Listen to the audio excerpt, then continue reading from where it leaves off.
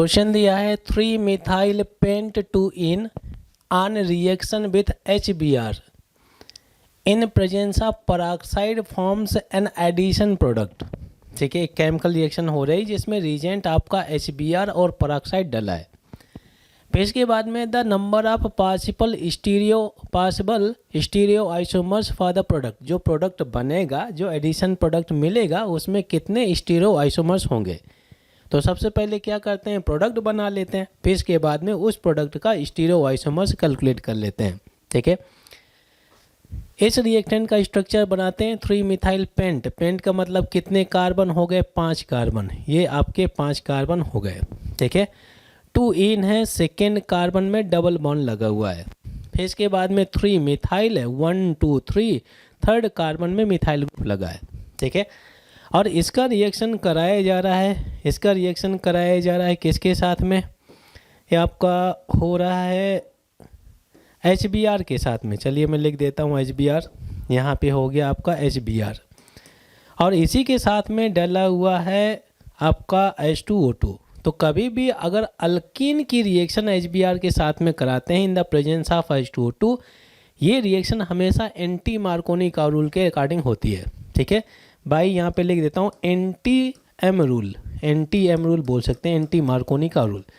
तो anti Markovnikov का के हिसाब से यहाँ पे जो HBr से जो एनायन मिलेगा ये पॉजिटिव हो गया, ये आपका नेगेटिव हो गया।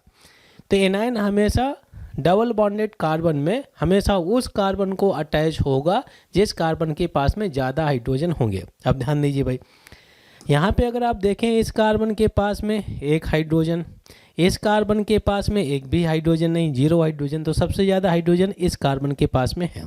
ठीक है, तो ये आपका Br उस कार्बन को अटैच होगा जिसके पास में ज़्यादा हाइड्रोजन होंगे, और तब हाइड्रोजन इस कार्बन को चला जाएगा। तो इसमें जो बनने वाला प्रोडक्ट होगा ये कुछ ऐसे रहेगा। ये तो आपका बॉन्ड ब्रेक हो गया क्योंकि ये एटम जब अटैच होंगे, ये एल्काइल ग्रुप लगा हुआ है और यहाँ पे आपका Br आ जाएगा। लीजिए ये एडिशन प्रोडक्ट हो गया। एडिशन मतलब ये अल्कीन और HBr कंबाइन होकर के ये आपका एडिशन प्रोडक्ट बन गया।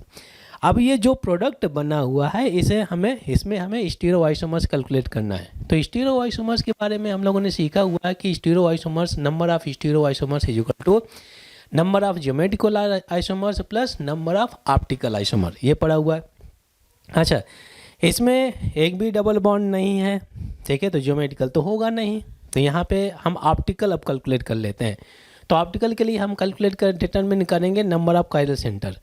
क्या ये कायरल सेंटर हो सकता है, क्या हो सकता है। इसमें एक हाइड्रोजन लगा हुआ है, ये दोनों ग्रुप डिफरेंट है और ये कार्बन इस कार्बन से डिफरेंट है, तो ये कायरल सेंटर होगा। ठीक है, अच्छा अगर मैं इस कार्बन के बारे में बात करूं तो ये एक एल्काइल, ये कार्बन लगा है, एक ये कार्बन लगा है, एक ये कार्बन, और यहाँ पे एक हाइड्रोजन लगा हुआ है। ठीक है, ये हाइड्रोजन डिफरेंट आइटम हो गया। कार्बन कार्बन, ये कार्बन इस कार्बन से डिफरेंट है क्योंकि इस कार्बन के आगे एक और कार्बन लगा है, इस कार्बन के आगे कोई भी अदर कार्बन आइटम नहीं लगा है। ठीक है, और ये कार्बन इस कार्बन से भी डिफरेंट है क्योंकि इस कार्बन में आपका Br लगा हुआ है, ये कार्बन लगा है, इसमें केवल एक ही कार्बन लगा हुआ है। तो ये तीनों कार्बन अलग हो गए, तो ये भी आपका कायरल सेंटर हो गया। तो अब इसमें कितने कायरल सेंटर हो गए, n का वैल्यू 2 हो गया, 2 कायरल सेंटर हो गए। ठीक है, इसमें क्या सिमेट्री है, क्या सिमेट्री नहीं है। अगर मैं इसको यहाँ से कट करता हूँ तो ये पोर्शन इस पोर्शन का मिरर इमेज नहीं होगा। तो नंबर ऑफ स्टीरियो आइसोमर्स या नंबर ऑफ ऑप्टिकल आइसोमर्स अगर आप देखें तो कितने हो गए, 2 पावर n का वैल्यू कितना हो गया 2, तो इक्वल टू आंसर कितना आ गया 4 आ गया।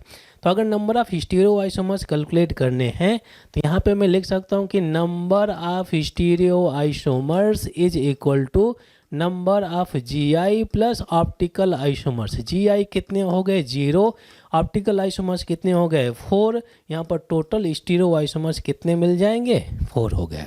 ठीक है, ये ऑप्टिकल आइसोमर्स का फार्मूला लगाया हुआ था। तो ऑप्शन कौन सा होना चाहिए आपका, B option is the right answer.